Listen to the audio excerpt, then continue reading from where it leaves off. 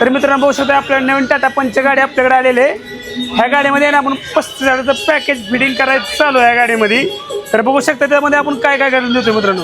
सगळ्यात आधी ना गाडी ओपन केली सीट कवर आपण प्रीमियम लेदर क्वालिटी फिटिंग करतोय। सीट कवर फिटिंग करायला तिकडे चालत मित्रांनो आपण बघू शकता। दुसरं बघू शकता इन्फोटेनमेंट सिस्टम आपण टाकले नवीनची वाली ॲपल आपल्या अँड्रॉइड ऑटोमध्ये येते। प्लस रिव्हर्स कॅमेरा मध्ये आपण फिटिंग करतोय।